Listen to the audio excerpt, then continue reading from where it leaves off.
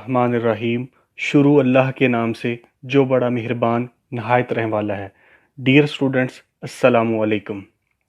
Formula for specific rotation in polarimeter experiment आपके सामने है। एक अल्फा आर ब्रैकेट में है और दूसरे वाला अल्फा बटे के ऊपर लिखा हुआ नजर आ रहा है।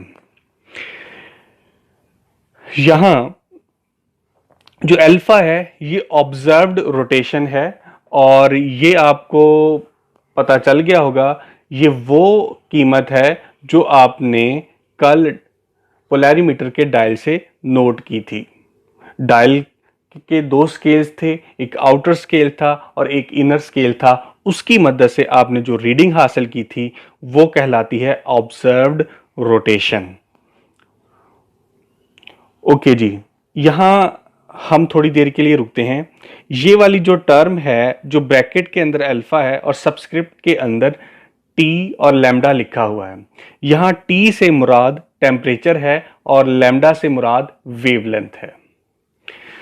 अच्छा जी, स्पेसिफिक रोटेशन हर कंसंट्रेशन की से एक खास किस्म के कांस्टेंट टेम्परेचर और कांस्टेंट वेवलेंथ पर कांस्टेंट होती है, खास होती है, इसलिए इसको स्पेसिफिक रोटेशन कहते हैं। जैसे जैसे हम टेम्परेचर और वेवलेंथ वेरी करते हैं तो स्पेसिफिक रोटेशन जो सैंपल की स्पेसिफिक रोटेशन की कीमत तब्दील होती चली जाती है। तो लिहाजा अगर हम पोलैरीमीटर का एक्सपेरिमेंट एक खास दर्जा हरारत पर कर रहे हैं, जिसमें लेट्स सपोज 25 डिग्री सेंटीग्रेड पर कर रहे हैं और आप सोडियम लाइट का इस्तेमाल कर रहे हैं, तो सोडियम लाइट की जो वेवलेंथ है वो भी कांस्टेंट होगी और जो उस वक्त टेम्परेचर 25 डिग्री सेंटीग्रेड का टेम्परेचर है वो भी कांस्टेंट होगा। तो लिहाजा अंडर दिस कंडीशन ये हम एक इन कंडीशन इस टेम्परेचर और इस वेवलेंथ कंडीशंस लगाकर फिर हम जो रोटेशंस निकालते हैं उसको कहते हैं स्पेसिफिक रोटेशन। ओके जी, इस फॉर्मूला के अंदर जो C है ये कहलाता है concentration of the solution. Last time हमने इसकी एक एग्जांपल कोट की थी, मैं दोबारा आपको बता देता हूं कि किसी भी मटेरियल की कंसंट्रेशन से मुराद, यहां पर खास बात गौरतलब ये है कि यूनिट दिया गया है ग्राम पर मिलीलीटर।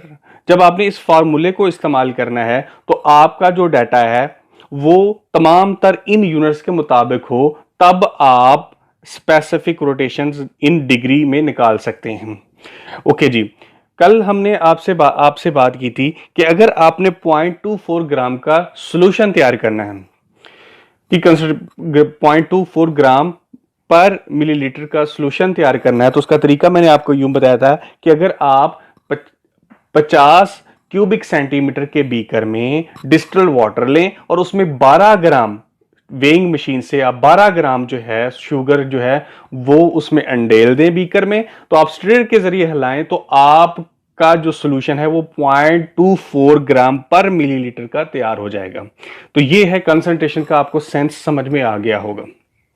यानी कि 1 मिलीलीटर में 1 ग्राम अगर कोई चीज डली हुई है तो वो 1 ग्राम पर मिलीलीटर का सॉल्यूशन कहलाएगा।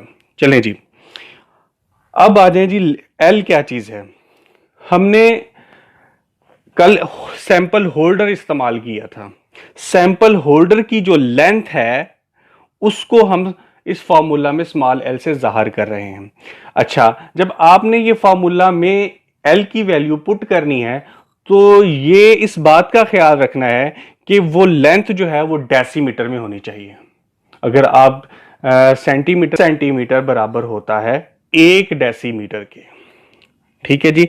इस फार्मूले के अंदर आप अपनी वैल्यूज को इंटर करेंगे, अल्फा की, सी की और एल की, फिर आप कैलकुलेटर की मदद से आप आपको पास जो वैल्यू आ जाएगी वो स्पेसिफिक रोटेशंस की वैल्यू आ जाएगी। फॉर योर काइंड इंटरेस्ट, अगर आप फार्मूला डेवलप करना चाहते हैं ऑब्जर्व रोटेशन का और आपको किसी ने कोई न्यूमेरिकल दिया हुआ है, उसके अंदर आपको स्पेसिफिक रोटेशन दे दी गई है और आपको कहा गया है कि उस स्पेसिफिक रोटेशन के ऊपर ऑब्जर्व रोटेशन क्या होगी, तो वो भी आप मालूम कर सकते हैं इस फार्मूला की मदद से। वही फार्मूला है, उसको थोड़ा सा मॉडिफाई किया गया है, कुछ जो चीज़ें डिवाइड हो रही थी उनको मल्टीप्लिकेशन में लेकर चले गए हैं, बाकी सेम फैक्टर्स हैं। यहाँ अकेला जो अल्फा है वो ऑब्जर्व रोटेशन है, और जो ब्रैकेट के अंदर अल्फा है वो स्पेसिफिक रोटेशन है, और सी जो है वो कंसंट्रेशन है। इस पे हमने पहले भी बात कर ली है, और एल जो है वो सैंपल होल्डर की लेंथ है। Thank you so much. अगर कोई बात आपको समझ में ना आई हो तो मुझसे आप पूछ सकते हैं जी। नेक्स्ट लेक्चर तक के लिए अल्लाह हाफिज़।